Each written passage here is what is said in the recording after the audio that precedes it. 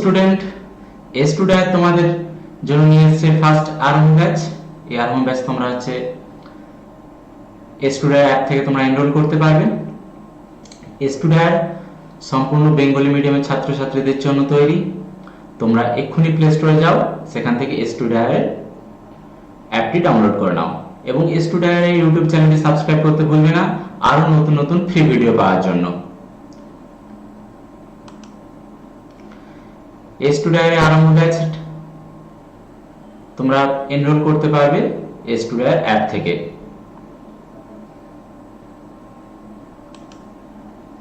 তো dear student, আজ আমরা যে বিষয়ে আলোচনা করব সেটা হচ্ছে ক্লাস 11 কোঅর্ডিনেট জিওমেট্রি সেকেন্ড অধ্যায়, সেটা হচ্ছে বৃত্ত। দেখো, বৃত্ত তোমরা আগে থেকে শিখে রেখেছো যে বৃত্তের ডেফিনেশন কি হয়, বা বৃত্তের ব্যাস কোনটা, বৃত্তের কেন্দ্র কোনটা, বৃত্তের পরিধি কোনটা। তোমার বৃত্তের ক্ষেত্রফল বা এরিয়া নির্ণয় করা শিখে গেছো ক্লাস 9-এ, পরিধি নির্ণয় করা শিখে গেছো, বৃত্তের সংজ্ঞাও শিখে গেছো। কিন্তু দেখো, এখানে আমরা বৃত্তের সমীকরণ সম্পর্কে জানবো। যে বৃত্তের ছবি তো আমরা জানি, বৃত্তের ব্যাস, ব্যাসার্ধ, জ্যা ইত্যাদি এগুলো আমরা জানি, কিন্তু বৃত্তের ইকুয়েশন কি হবে, বৃত্তের সমীকরণ কি হবে, এবং বিভিন্ন পর্যায়ে বৃত্তের সমীকরণ কি হবে। যেমন ধরো এক্স অক্ষের উপর, ওয়াই অক্ষের উপর, বৃত্তের কেন্দ্র মূল বিন্দুতে ইত্যাদি ক্ষেত্রে আমরা এই বিষয়গুলোর উপর বৃত্ত নিয়ে আলোচনা করব। দেখো, আমরা কি কি পড়তে চলেছি এই অধ্যায়ে। দেখো, সূচনা, বৃত্তের আমরা কি থেকে আসছে, বৃত্তের সংজ্ঞা, 2 বৃত্তের আদর্শ সমীকরণ, স্ট্যান্ডার্ড ইকুয়েশন অফ সার্কেল, 3 সাধারণ ইকুয়েশন এবং বিভিন্ন ইকুয়েশন, সাধারণ সমীকরণ এবং বিভিন্ন সমীকরণ, জেনারেল ইকুয়েশন কি হবে এবং আরো বিভিন্ন বৃত্তের ইকুয়েশন কিভাবে পাবো। বৃত্তের প্রাচলিক সমীকরণ, এটা হচ্ছে প্যারামেট্রিক ইকুয়েশন বা প্রাচলিক সমীকরণ। এই 4টি টপিকের সম্পর্কে আমরা আজকে শিখব লেকচার 1, এবং লেকচার 2 এ আমরা যেটা অবশিষ্ট রয়ে যাচ্ছে সেটা সম্পর্কে আমরা লেকচার 2 এ শিখব। তো স্টুডেন্ট, দেখা যাক, শুরু করা যাক।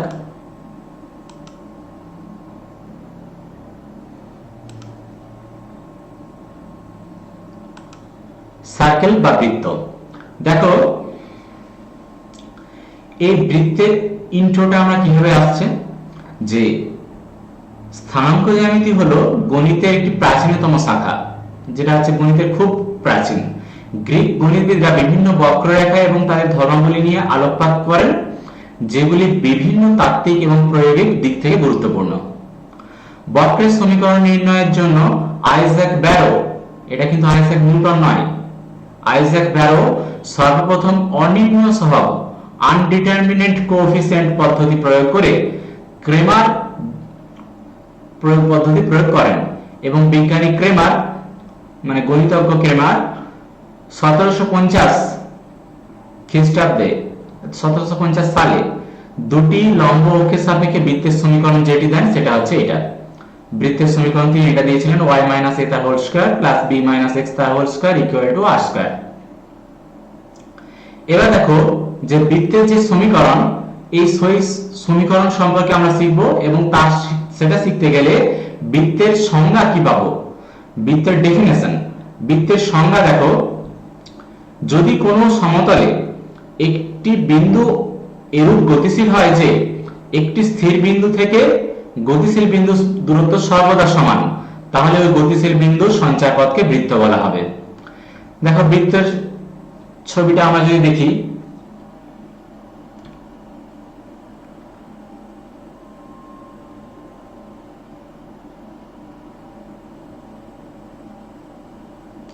এটা একটা বৃত্তের সমীকরণ, বৃত্তের চিত্র। দেখো, বৃত্তের ছবিটা কি, কোন একটা বিন্দু, দেখো বৃত্তের কেন্দ্রে কোন একটা বিন্দু, সেন্টার কোন একটা বিন্দু ও, দেখো এই ও বিন্দুটা বৃত্তের পরিধির উপর যে কোনো বিন্দু থেকে দূরত্ব কিন্তু সমান হবে। সংজ্ঞাতে ওটাই লেখা আছে যে কোন একটা নির্দিষ্ট বিন্দু বৃত্তের উপর অবস্থিত একটা নির্দিষ্ট বিন্দু থেকে সমান দূরত্ব বজায় রেখে যদি গতিশীল হয়, সেই গতিশীল বিন্দুর সঞ্চারপথের সমীকরণকে আমরা সার্কেল বা বৃত্ত বলবো। এই সংজ্ঞা তো তোমরা সে ক্লাস 5 নিচু ক্লাস থেকে মুখস্থ করে করে আসছো, এটা সম্পর্কে বেশি আলোচনা করে লাভ নেই। আমাদের যেটা গুরুত্বপূর্ণ বিষয় সেটা হচ্ছে আমরা বৃত্তের সমীকরণ জানবো, বৃত্তের স্ট্যান্ডার্ড ইকুয়েশন। নেক্সট, বৃত্তের সমীকরণ কোথা থেকে আসছে এবং বৃত্তের সমীকরণটা আমরা কিভাবে নির্ণয় করব এবং কাকে আমরা স্ট্যান্ডার্ড ইকুয়েশন বলবো সেই সম্পর্কে আমরা শিখবো। দেখো দেখো যে বৃত্তের কেন্দ্র মূল বিন্দুতে অবস্থিত, দেখো এটা একটা বৃত্ত, বৃত্তের কেন্দ্র হচ্ছে মূল বিন্দুতে অবস্থিত, এটা হচ্ছে মূল বিন্দু ও, ওটা হচ্ছে মূল বিন্দু ও, বৃত্তের কেন্দ্র মূল বিন্দুতে অবস্থিত। ওকে, সেই বৃত্তের সমীকরণ কি হবে? দেখো মনে করি এই বৃত্তের উপর অবস্থিত পি যে কোনো একটি বিন্দু, পি বিন্দুর স্থানাঙ্ক হচ্ছে x, y, পি বিন্দুর স্থানাঙ্ক হচ্ছে x, y। পি বিন্দু থেকে ox অক্ষের উপর আমরা pm লম্ব টানি, তাহলে পি বিন্দু থেকে আমরা x অক্ষের উপর যে লম্বটা টানবো সেটা হচ্ছে আমাদের pm। pm লম্ব অঙ্কন করলাম এবং OP যুক্ত করে দিলাম। এই যে OP যুক্ত করলাম এটা কি হবে? এটা হচ্ছে বৃত্তের ব্যাসার্ধ হবে। তাহলে দেখো ছবিতে এই যে OM, এই OM টা কত হবে? x হবে, কারণ P বিন্দুর ভুজটা হচ্ছে x আর কোটিটা হচ্ছে y। তাহলে x অক্ষের উপর যে লম্বটা আমরা P বিন্দু টেনেছি, P বিন্দু থেকে M টেনেছি, তাহলে এটা O থেকে M টা হবে x এবং P থেকে M টা হবে y। PM টা হচ্ছে কোটি, P বিন্দুর কোটি, ওটা হচ্ছে y আর PM হচ্ছে x। তাহলে এই যে আমরা OP যুক্ত করলাম, এই OP টা হচ্ছে বৃত্তের ব্যাসার্ধ, কারণ বৃত্তের কেন্দ্র থেকে বৃত্তের পরিধি পর্যন্ত যুক্ত করলে যে সরলরেখাটা পাওয়া যায় সেটা হচ্ছে বৃত্তের ব্যাসার্ধ। তাহলে দেখো ছবিতে এই যে POM, POM কি হয়েছে? একটা সমকোণী ত্রিভুজ হয়েছে। তাহলে দেখো ছবিতে POM বা OPM, OPM হচ্ছে একটি সমকোণী ত্রিভুজ। দেখো সমকোণী ত্রিভুজের ক্ষেত্রে আমরা কি জানি? সবসময় পিথাগোরাসের উপপাদ্য প্রযোজ্য হবে। আর পিথাগোরাসের উপপাদ্য কি হয়? যে লম্ব স্কয়ার প্লাস ভূমি স্কয়ার সমান হচ্ছে অতিভুজ স্কয়ার। অতিভুজ কোনটা হবে? OP টা অতিভুজ হবে, কারণ দেখো এই M বিন্দুতে কোনটা 90 ডিগ্রি, তাহলে 90 ডিগ্রি বিপরীত দিকে যেই বাহুটা থাকে সেই বাহুটাই হয় অতিভুজ। তাহলে দেখো আমরা পিথাগোরাসের উপপাদ্য প্রয়োগ করেছি, লম্ব স্কয়ার প্লাস ভূমি স্কয়ার সমান অতিভুজ স্কয়ার। দেখো OM এটাকে যদি আমরা লম্ব ভাবি তাহলে PM এটা ভূমি হবে, তাই PM ভূমি স্কয়ার সমান হচ্ছে OP, OP হচ্ছে অতিভুজ স্কয়ার। দেখো OM ছবিতে দেখো OM এর ভ্যালু হচ্ছে x, PM টা হচ্ছে P বিন্দুর কোটি y আর OP টাকে আমরা r ধরে নিয়েছি, যেটা হচ্ছে বৃত্তের ব্যাসার্ধ, রেডিয়াস। যেহেতু রেডিয়াস হয় সেটা আমরা r ধরে নিয়েছি, এটা তোমরা r ধরতে পারো, তোমাদের টেক্সট বইয়ে হয়তো a লেখা থাকতে পারে। তাহলে দেখো এই যে পেলাম x square plus y square সমান r স্কয়ার, এটাই হচ্ছে একটা বৃত্তের স্ট্যান্ডার্ড ইকুয়েশন বা আদর্শ সমীকরণ, যার কেন্দ্র কোথায় অবস্থিত? এই বৃত্তের সমীকরণের কেন্দ্র মূল বিন্দুতে অবস্থিত। দেখো ছবিতে x অ্যাক্সিস এবং y অ্যাক্সিস মূল বিন্দুতে পরস্পরকে লম্ব হবে O বিন্দুতে ছেদ করেছে, তাহলে O বিন্দুটাই হবে মূল বিন্দু এবং বৃত্তের ব্যাসার্ধ হবে r। তাহলে দেখো বৃত্তের কেন্দ্র যদি মূল বিন্দুতে অবস্থিত হয় এবং বৃত্তের উপর যদি কোনো বিন্দু স্থানাঙ্ক x, y হয়, তাহলে বৃত্তের সমীকরণ হবে x square plus y square equal to ব্যাসার্ধ স্কয়ার। এখানে ব্যাসার্ধ ছবিতে দেখো ব্যাসার্ধটা r, সেই জন্য আমরা r স্কয়ার লিখেছি, না হলে কিন্তু আমরা ব্যাসার্ধ স্কয়ার লিখতাম। যদি ব্যাসার্ধটা a হতো r এর পরিবর্তে তাহলে আমরা a স্কয়ার লিখতাম। তাহলে দেখো আমরা পেয়ে গেলাম তো যে বৃত্তের স্ট্যান্ডার্ড ইকুয়েশন হচ্ছে x square plus y square is equal to ব্যাসার্ধ square, x square plus y square is equal to ব্যাসার্ধ স্কয়ার। এটাই হচ্ছে কোন বৃত্তের স্ট্যান্ডার্ড ইকুয়েশন বা হচ্ছে আদর্শ সমীকরণ।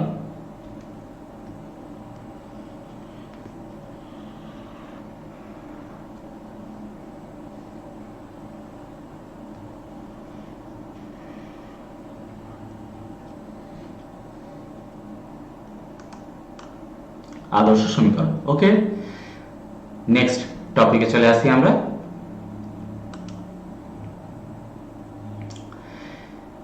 নেক্সট হচ্ছে বৃত্তের সমীকরণ নির্ণয় করব যখন কেন্দ্র h, k বিন্দুতে অবস্থিত।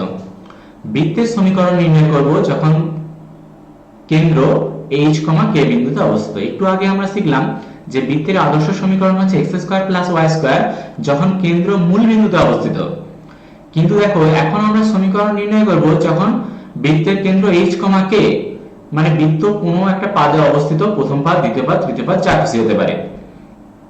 দেখো আমরা এটা ফার্স্ট কোয়াড্রেন্ট এঁকে নিয়েছি, এটা x অ্যাক্সিস এবং এটা y অ্যাক্সিস। x অ্যাক্সিস ও y অ্যাক্সিস পরস্পরকে লম্বভাবে ছেদ করেছে, তার মানে এই বিন্দুটা হবে আমাদের মূল বিন্দু O। ওকে, তাহলে দেখো এখানে একটা বৃত্ত রয়েছে, যে বৃত্তের কেন্দ্র সেন্টারের স্থানাঙ্ক হচ্ছে h, k এবং বৃত্তের উপরিস্থিত মানে বৃত্তের পরিধির উপর যে কোনো একটা বিন্দু P, সেই P বিন্দু স্থানাঙ্ক আমরা পেয়ে গেছি x, y। তাহলে দেখো আমরা এটা ধরে নিচ্ছি যে বৃত্তের কেন্দ্র C স্থানাঙ্ক x, y, h, k, বৃত্তের ব্যাসার্ধ হলো r, এটা হচ্ছে r।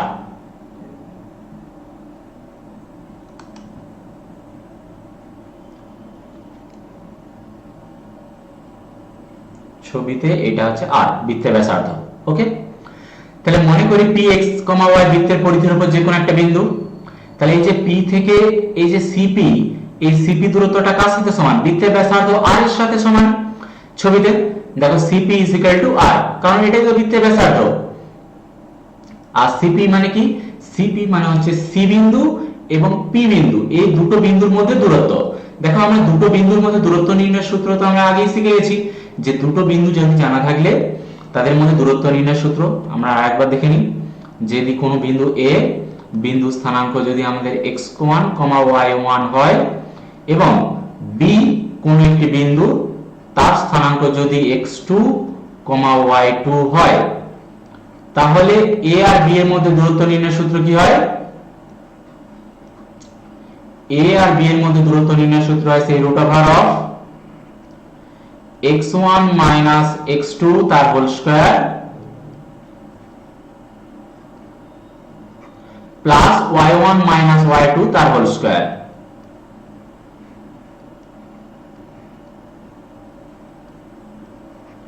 এটা হচ্ছে দুটো বিন্দুর মধ্যে দূরত্ব নির্ণয়ের সূত্র। দেখো আমি সেই সূত্রটাই অ্যাপ্লাই করেছি, যে c বিন্দু স্থানাঙ্ক দেখো h, k এবং p বিন্দু স্থানাঙ্ক দেখো x, y। তাহলে দেখো x, y টা যদি x1, y1 এবং h, k টা যদি x2, y2 হয়, তাহলে x1 minus x2 তার হোল স্কয়ার, দেখো x minus h তার whole square, y1 minus y2 তার হোল স্কয়ার, দেখো y minus k তার হোল স্কয়ার। এটা পুরোটা স্কয়ার রুট হবে, এটা রুট ওভার দেয়া আছে মানে এটা পুরোটা স্কয়ার রুট, পুরোটা বর্গমূল ইকুয়াল টু r, যেমন ডান দিকে r ছিল। দেখো আমরা উভয় পক্ষকে যদি আমরা হোল স্কয়ার করে নিই, উভয় পক্ষকে যদি আমরা বর্গ করে নিই, তাহলে আমরা কি পাবো? দেখো x minus h তার whole square plus y minus k তার whole square is equal to r square. উভয় পক্ষকে আমরা বর্গ করে নিলাম, স্কয়ারিং বোথ সাইড। তাহলে দেখো এই যে এটা পেলাম x minus h তার whole square plus y minus k তার whole square is equal to r square. এটাই হচ্ছে বৃত্তের সমীকরণ, যদি বৃত্তের কেন্দ্রের স্থানাঙ্ক জানা থাকে এবং বৃত্তের পরিধির উপর কোনো একটা বিন্দু জানা থাকে। তাহলে দেখো এই সূত্রটা আমরা অ্যাপ্লাই করে দেব, তাহলে বৃত্তের সমীকরণ পাওয়া যাবে। আমাদের এটাতে এই সমীকরণে বসাতে হলে তাহলে আমাদের কি কি জানা দরকার? বৃত্তের কেন্দ্রের স্থানাঙ্ক জানতে হবে এবং বৃত্তের ব্যাসার্ধ জানতে হবে, r এর মান জানতে হবে এবং h, k এর মান জানতে হবে। তাহলে দেখো আমরা বৃত্তের সমীকরণ নির্ণয় করতে পারবো। তাহলে বৃত্তের সমীকরণ হবে x minus h তার whole square plus y minus k তার whole square is equal to r square. এটাই হচ্ছে বৃত্তের সমীকরণ যদি কেন্দ্রের স্থানাঙ্ক এবং ব্যাসার্ধ জানা থাকে। তাহলে খুব সহজে পেয়ে যাব। বুঝা গেছে? বলছি বৃত্তের সাধারণ সমীকরণ, জেনারেল ইকুয়েশন অফ সার্কেল। আমরা বৃত্তের স্ট্যান্ডার্ড ইকুয়েশন শিখেছি যে x square plus y square is equal to r square, কিন্তু সাধারণ সমীকরণ বা জেনারেল ইকুয়েশন দেখো আমরা কিভাবে পাবো? বৃত্তের সাধারণ ইকুয়েশন বা জেনারেল ইকুয়েশন হলো, আমি লিখছি দেখো x square plus y square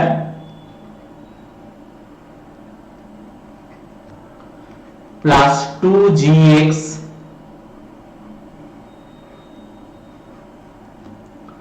plus 2fy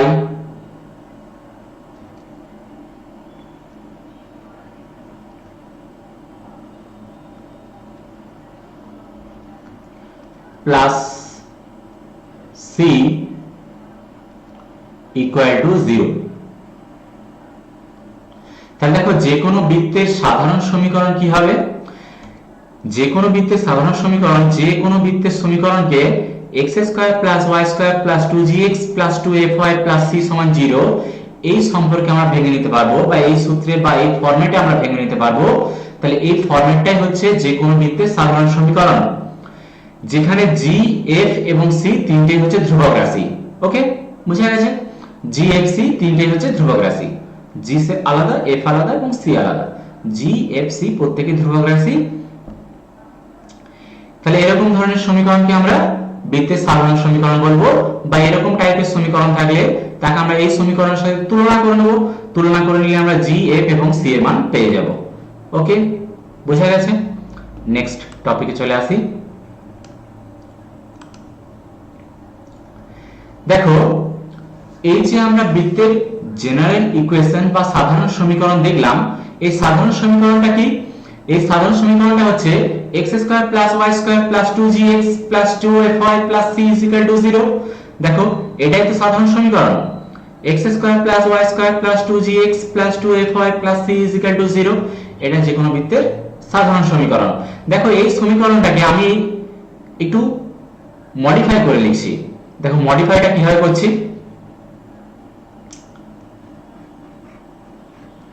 দেখো এই যে x স্কয়ার ছিল আর এখানটায় 2gx আছে, তাহলে দেখো x স্কয়ার প্লাস 2gx লিখলাম। তাহলে দেখো এটাকে a প্লাস b এর হোল স্কয়ারের সূত্রে ভাঙতে হলে এখানে একটা প্লাস g স্কয়ার অ্যাড করতে হবে, তবে তো সূত্রে আসবে a square plus 2ab plus b square. তাহলে দেখো a square plus 2ab plus b square ফরম্যাটে চলে আসলো। সেকেন্ড সমীকরণটাকে দেখো y square 2fy plus f square, দেখো এটাও a প্লাস b তার হোল স্কয়ার সূত্রে চলে আসবে। তাহলে দেখো প্রথম ব্র্যাকেটে আমি একটা প্লাস g স্কয়ার অ্যাড করেছি, দ্বিতীয় ব্র্যাকেটে আমি একটা প্লাস f স্কয়ার অ্যাড করেছি। তাহলে সমীকরণের সমাধানের জন্য আমাকে একটা g স্কয়ার মাইনাস এবং f স্কয়ার মাইনাস করতে হবে।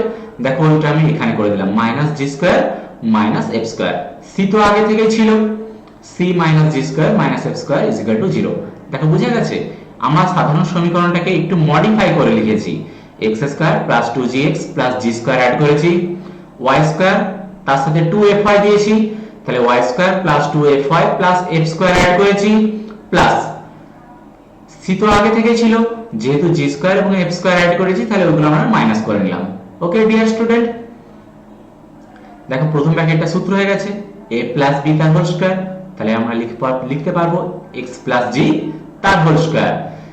সেকেন্ড ফার্স্ট ব্র্যাকেটটাও দেখো সূত্র হয়ে গেছে a প্লাস b তার হোল স্কয়ার, তাহলে y প্লাস f তার হোল স্কয়ার। তাহলে দেখো এই যে ধ্রুবক পদ c g f, এই প্রত্যেকটা ধ্রুবক পদকে আমরা ডান দিকে নিয়ে চলে আসলাম। তাহলে দেখো মাইনাস g স্কয়ার এদিকে আসলে হয় plus g square, minus f square ডান দিকে আসলে হয় plus f square, plus c ডান দিকে আসলে হয় মাইনাস c। যেহেতু আমরা পক্ষান্তর করে নিয়েছি, পক্ষান্তর করে নিলে প্রত্যেকটা চিহ্ন বিপরীত চিহ্ন বসবে। দেখো এইগুলোকে আমরা আরেকটু মডিফাই করে লিখেছি, x লিখেছি, এখানে প্লাস g ছিল, তো দেখো প্লাস চিহ্নটাকে আমরা এইভাবে লিখতে পারবো, তো minus into minus, minus into minus is equal two plus. তাহলে দেখো প্লাসের পরিবর্তে আমরা মাঝখানটায় মাইনাস চিহ্ন ব্যবহার করেছি, তাহলে জিটাকে আমরা কিভাবে লিখছি, মাইনাস জি। তাহলে একই তো পেলাম যে x প্লাস জি। দেখো x প্লাস জি কে আমরা একটু মডিফাই করে লিখেছি x মাইনাস অফ মাইনাস জি তার whole square.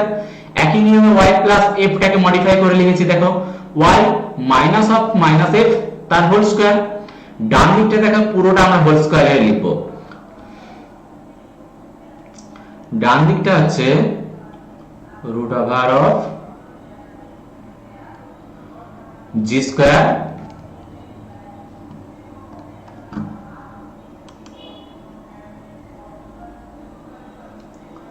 root over of g square root over of f square minus c। দেখো এটা তো আগের লাইনে ছিল, শুধুমাত্র রুট ওভার স্কয়ার রুটটা দিয়েছি, সেজন্য আমরা দেখো হোল স্কয়ার ব্যবহার করেছি স্কয়ার রুটটার জন্য।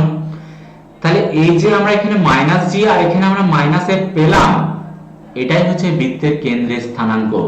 বৃত্তের কেন্দ্রের স্থানাঙ্ক minus G comma minus F. এবার দেখো তোমাদের মনে প্রশ্ন হতে পারে আমরা মাইনাস জি মাইনাস এফ কেন লিখবো? মাইনাস জি মাইনাস এফ কেন লিখবো? দেখো একটু আগে আমরা সমীকরণ পেয়েছি, বৃত্তের কেন্দ্র যদি এইচ কমা এ হয়, এইচ কমা কে হয়, সেক্ষেত্রে বৃত্তের সমীকরণ কি হয়? এক্স মাইনাস এইচ তার whole square plus Y minus K তার হোল স্কোয়ার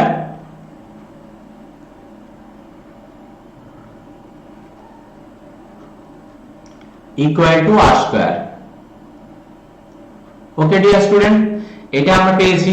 দেখো এই সমীকরণটার সাথে যদি আমরা এই সমীকরণকে তুলনা করি, দেখো এইচ এর মান কত হবে? এইচ এর মান মাইনাস জি হবে, কে এর মান কত হবে? মাইনাস এফ হবে। তাহলে এখানে তো বৃত্তের কেন্দ্র হচ্ছিল এইচ কমা কে, সেন্টার কেন্দ্র। এখানে তো বৃত্তের কেন্দ্র হচ্ছিল যে এইচ কমা কে, এইচ কমা কে। তাহলে দেখো এখানে এইচ এর মান মাইনাস জি, কে এর মান হচ্ছে মাইনাস এফ। তাহলে দেখো বৃত্তের কেন্দ্রের স্থানাঙ্ক হয় minus G comma minus F. তাহলে দেখো এটা কিন্তু তোমরা একদম মুখস্থ করে নেবে। তোমাদের বেশিরভাগ অঙ্ক এই সমীকরণ দিয়েই হবে, বৃত্তের সাধারণ সমীকরণ দিয়ে। সেখান থেকে তোমাদের বৃত্তের সমীকরণ বের করতে হবে, বা বৃত্তের কেন্দ্র বের করতে হবে, বা বৃত্তের ব্যাসার্ধ বের করতে হবে। দেখো বৃত্তের কেন্দ্রের স্থানাঙ্ক আমরা পেয়ে গেলাম minus G comma minus F, একদম মুখস্থ করে নেবে। বৃত্তের ব্যাসার্ধ হচ্ছে root over of G square plus F square minus C, এটা পুরোটা স্কয়ার রুট।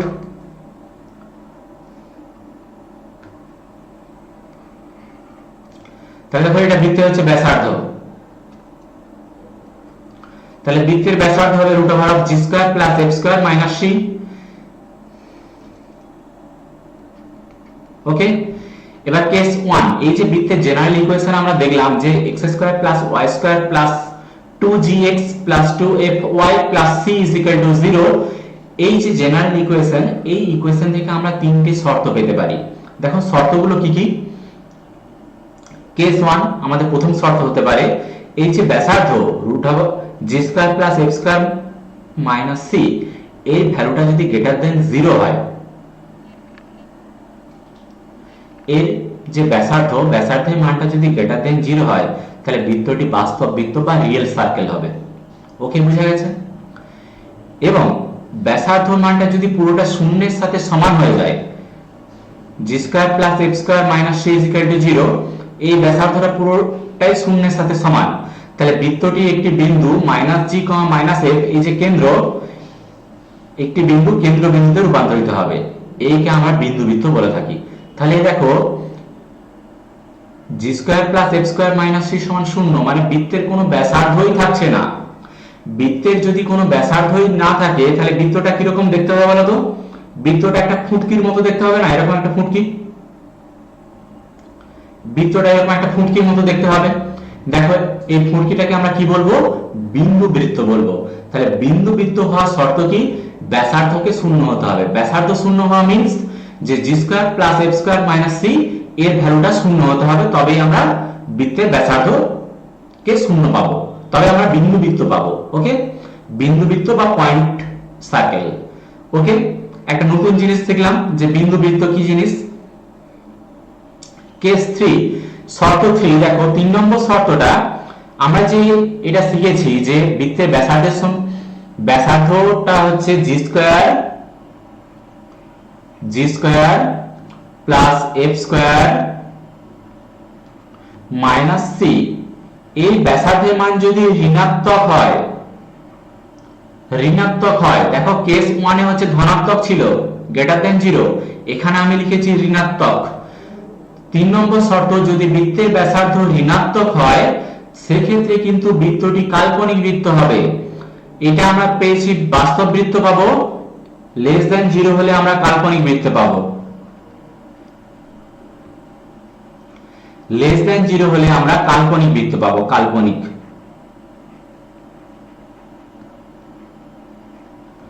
কাল্পনিক কাল্পনিক বৃত্ত পাবো যদি লেস দেন 0 হয়।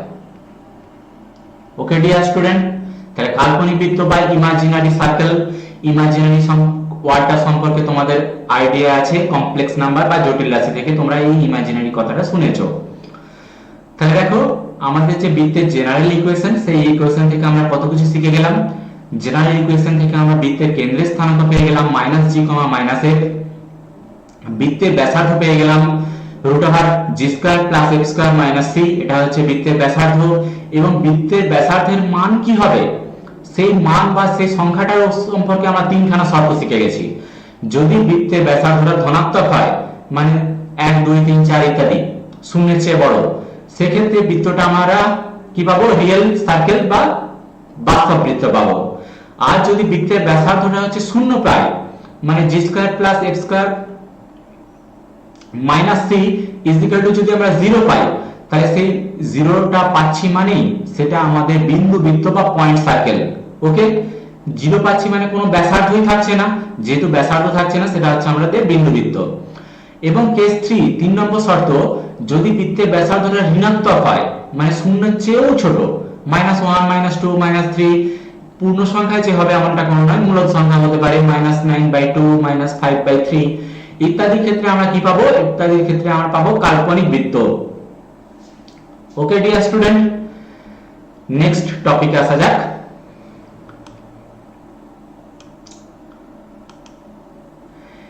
কয়েকটি বিশেষ ক্ষেত্রে বৃত্তের সমীকরণ। দেখো, বৃত্তের তো আমরা সাধারণ সমীকরণ জানিয়ে গেলাম যে x² + y² + 2gx + 2fy + c = 0। ওই সাধারণ সমীকরণে যদি c এর মান শূন্য হয়, বৃত্তের সাধারণ সমীকরণে যদি c এর মানটা শূন্য হয়, c যদি শূন্য হয়, তাহলে সেটা কিন্তু সেই বৃত্তটা অবশ্যই মূলবিন্দুগামী হবে। মূলবিন্দুগামী বৃত্তের সমীকরণ হয় শর্ত x² + y² + 2gx + 2fy = 0। এখানে কিন্তু c টা থাকবে না, c ধ্রুবক পদটা থাকবে না। তাহলে মূলবিন্দুগামী বৃত্ত মানে কি, ছবির সাহায্যে যদি আমরা দেখি, মূলবিন্দুগামী বৃত্ত মানে হচ্ছে x অ্যাক্সিস y অ্যাক্সিস তো থাকবেই, এটা তোমার y অ্যাক্সিস, এটা তোমার হচ্ছে x অ্যাক্সিস।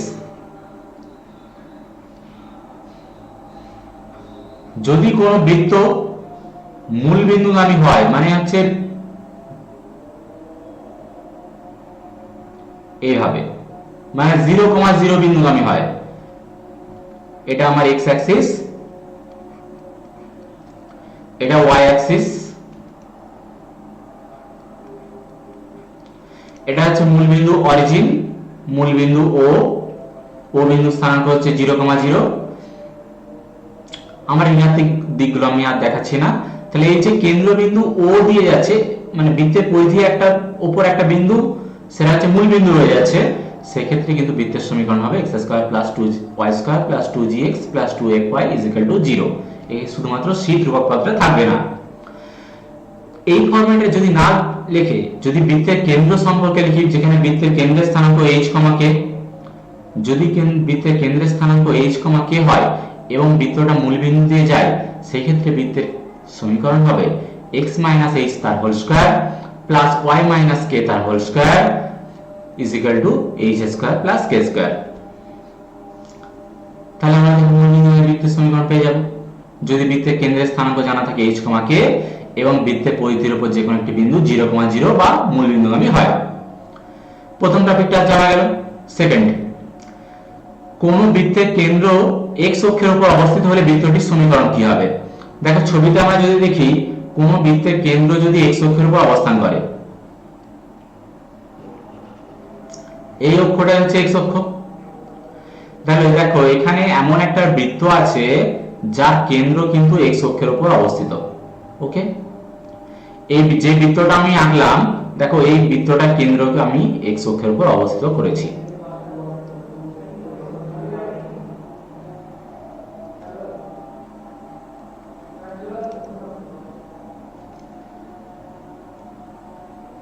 এটা যদি কেন্দ্র যদি x অক্ষের উপর অবস্থান করে, দেখো x অক্ষের উপর অবস্থান করলে বৃত্তের সমীকরণ নির্ণয়ের সূত্র কি হবে, x² + y² + 2gx + c = 0। এটা বৃত্তের সমীকরণ হবে।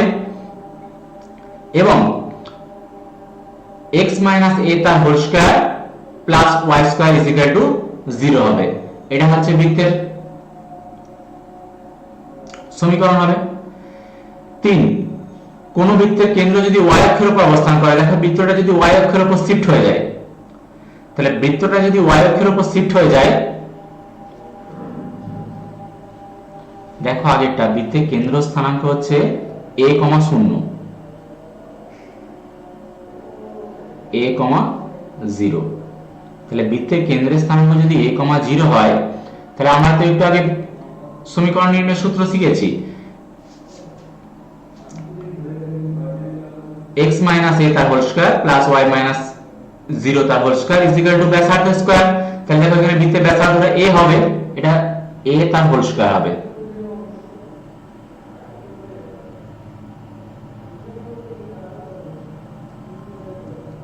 এটা 0 নয়, এটা a তার হোল স্কয়ার হবে, যেহেতু এখানে বৃত্তের ব্যাসার্ধটা a।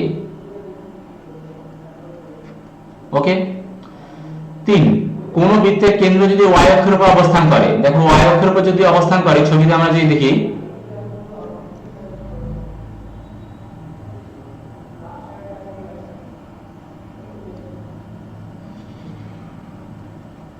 এটা x অ্যাক্সিস,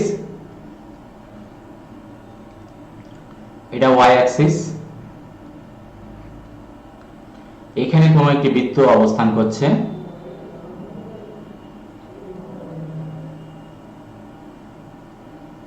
যার কেন্দ্রের স্থানাঙ্ক হচ্ছে 0, বিটা।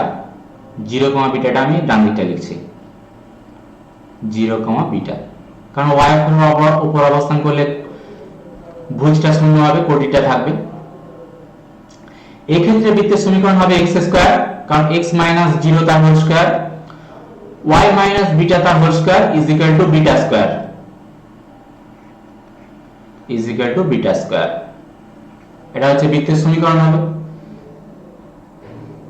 নেক্সট,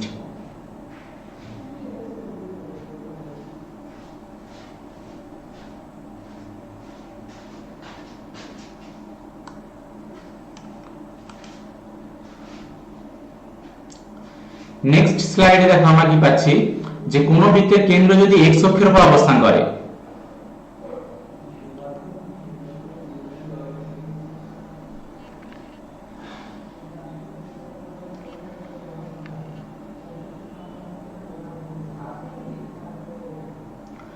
তার সমীকরণ কি পাবো? কোন বৃত্ত যদি x অক্ষের উপর অবস্থান করে, তার সমীকরণ পাবো হচ্ছে x - h তার হোল স্কয়ার, y - k তার হোল স্কয়ার। 5 কোন বৃত্ত যদি y অক্ষকে স্পর্শ করে, তাহলে বৃত্তটির সমীকরণ পাবো x - h তার হোল স্কয়ার, y - k তার whole square is equal to h square. কোন বৃত্ত যদি x এবং y উভয় অক্ষকে স্পর্শ করে, সেক্ষেত্রে আমরা বৃত্তের সমীকরণ পাবো, দেখো x - r তার হোল স্কয়ার, y - r তার whole square is equal to r square. আচ্ছা, একটু আগে যে আমরা দেখলাম যে বৃত্তের সমীকরণগুলো, দেখো ওটা আরেকবার দেখে নিই। ইজ ইকুয়াল টু, এটা বৃত্তের কেন্দ্র x অক্ষের উপর অবস্থিত এবং বৃত্তটির সমীকরণ, বৃত্তটা হচ্ছে মূল বিন্দুকে টাচ করে। কোন বৃত্ত যদি x অক্ষকে স্পর্শ করে, তাহলে বৃত্তের সমীকরণ কি হবে? দেখো ছবিটা যদি আমরা দেখি,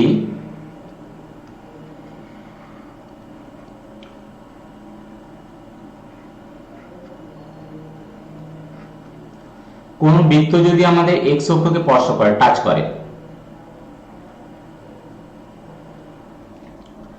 কোন বৃত্ত যদি x অক্ষকে টাচ করে, তাহলে সেক্ষেত্রে আমাদের বৃত্তের সমীকরণ কি হবে? কেন্দ্র তো হচ্ছে h, k, কেন্দ্র দেখো যদি h, k হয়, তাহলে দেখো বৃত্তের সমীকরণ কি হবে?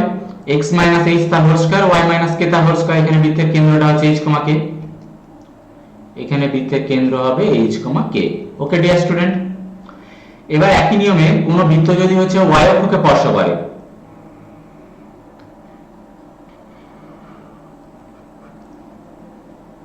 y অক্ষকে স্পর্শ করে, তাহলে কোন বৃত্ত যদি y অক্ষকে স্পর্শ করে,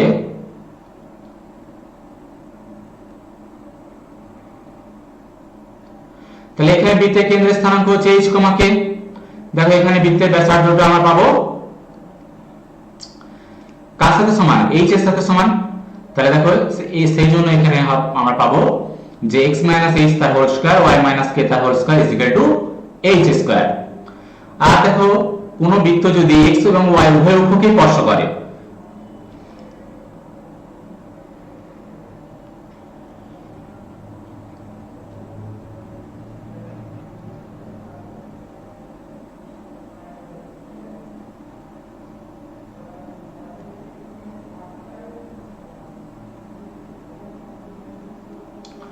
এখানে যদি বৃত্তের কেন্দ্রটা দেখো এখান থেকে এই দূরত্বটা r হয় এবং এইখান থেকে এই দূরত্বটা r হয়, তাহলে বৃত্তের কেন্দ্রের স্থানাঙ্ক হবে r,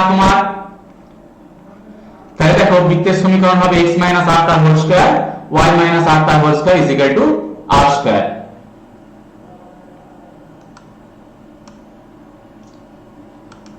নেক্সট, দুটি বিন্দু সংযোগ রেখাংশ যে বৃত্তের ব্যাস তার সমীকরণ নির্ণয় করব। দেখো দুটো বিন্দু যুক্ত করলে যদি বৃত্তের সেটা ব্যাস হয় তাহলে সেক্ষেত্রে সেই বৃত্তের সমীকরণ আমরা কিভাবে নির্ণয় করব।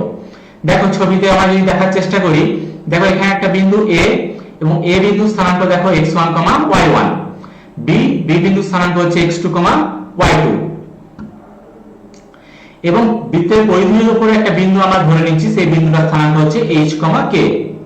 দেখো এটা যদি বৃত্তের কেন্দ্রবিন্দুগামী হয়, এই ab সরলরেখাটা যদি বৃত্তের কেন্দ্রবিন্দুগামী হয়, যেখানে বৃত্তের কেন্দ্রের স্থানাঙ্ক হচ্ছে o,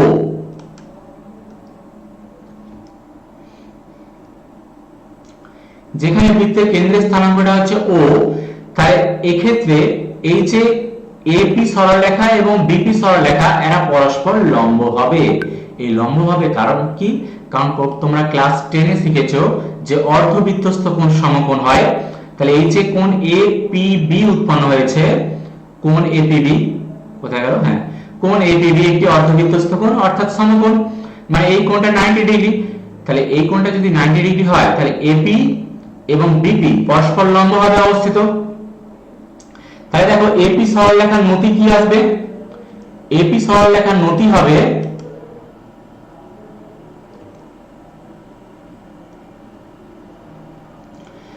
দেখো AP সরলরেখার নতি কি হবে?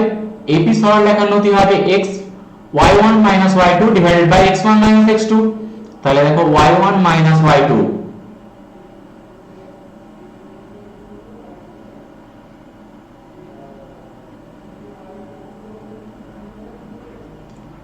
y1 - y2 divided by x1 - x2। দেখো এটাকে আমরা মাইনাস কমনলি এইভাবে লিখতে পারি y মাইনাস, এক মিনিট,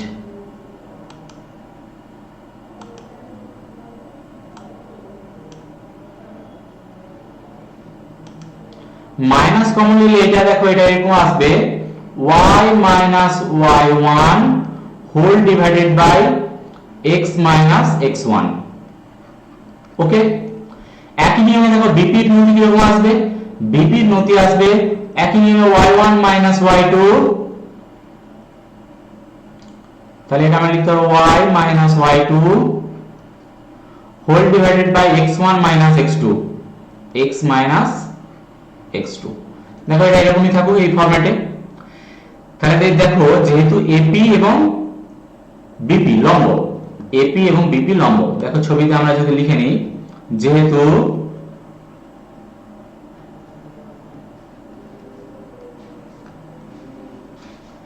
AP লম্ব BP, AP BP এর উপর লম্ব, তাহলে দেখো এই দুজনের যে প্রবণতা আমরা বের করেছি, এই দুজনের প্রবণতার গুণফল -1 হবে। তাহলে therefore বা অতএব দুজনের প্রবণতার গুণফল -1। তাহলে আমরা করতে পারবো যে y minus y1 whole divided by x minus x1 multiply y minus y2 whole divided by x minus x2 equal to -1। দেখো আমরা এটাকে গুণ করে এইভাবে লিখতে পারবো নেক্সট প্ল্যানে y minus y1 into y minus y2 equal to minus of x minus x1 x minus x2। তাহলে দেখো এই লাইনটাকে আমরা কিভাবে লিখতে পারবো পরের লাইনে,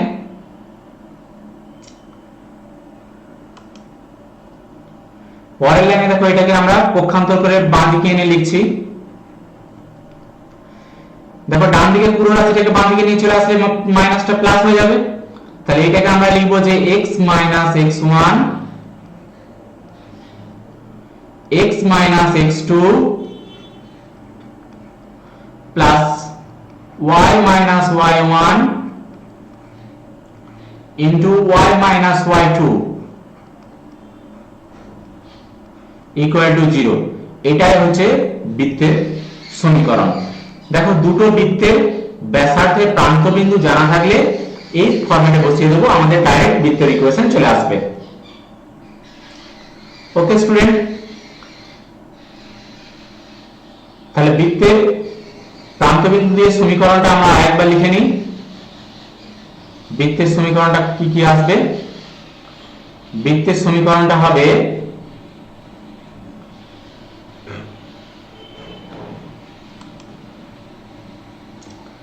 x minus x1, আমরা সমীকরণটা আরেকবার লিখে নিচ্ছি, x minus x1 x minus x2 plus y minus y1 এবং y minus y2 equal to 0।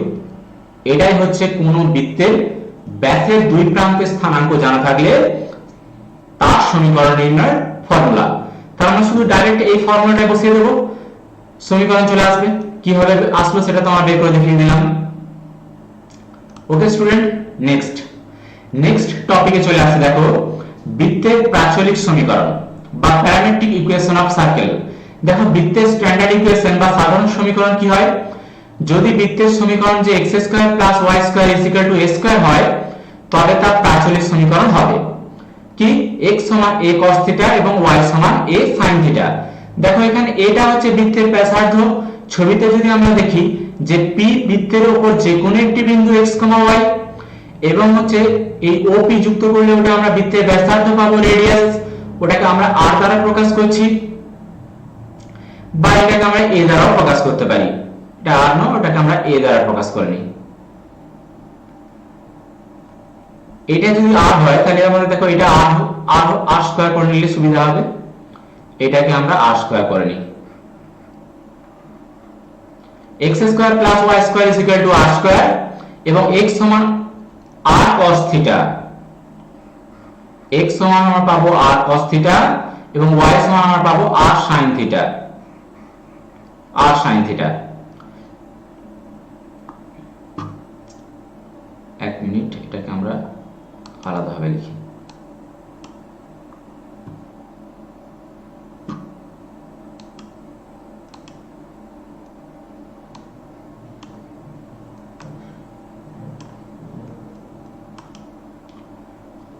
x সমান আমরা পাবো r cos θ, এটা হচ্ছে r, y সমান আমরা পাবো r sin θ, এটা হচ্ছে r। যদি বৃত্তের ব্যাসার্ধটা যেহেতু ছবিতে r, সেই জন্য আমরা x সমান r cos θ এবং y সমান r sin θ ধরে নেব। দেখো r cos θ টা হচ্ছে ভূমি আর r sin θ টা হচ্ছে লম্ব, মানে ভুজ এবং কোটি। তাহলে তার প্রাচলিক ইকুয়েশন হচ্ছে x সমান r cos θ এবং y সমান r sin θ হবে, যেখানে হচ্ছে θ হচ্ছে পরিবর্তনশীল চল, মানে হচ্ছে θ হচ্ছে আসল প্যারামিটার। তাহলে একই নিয়মে দেখো x - h তার হোল স্কয়ার y - k তার হোল স্কয়ার = r স্কয়ার যদি হয়, তাহলে সেই ক্ষেত্রে আমরা প্যারামেট্রিক ইকুয়েশনটা কিভাবে বের করব?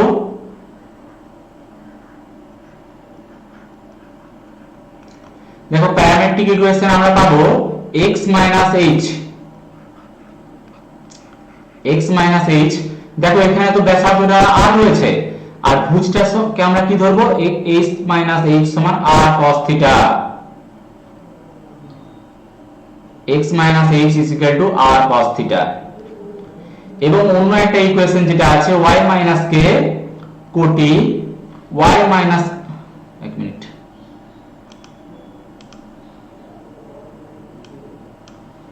y minus k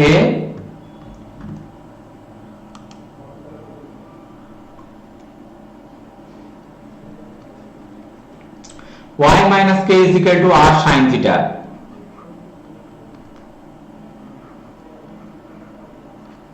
তাহলে দেখো এখান থেকে আমরা হচ্ছে প্রাচলিক ইকুয়েশন বা প্যারামেট্রিক ইকুয়েশন আমরা ব্যবহার করতে পারবো।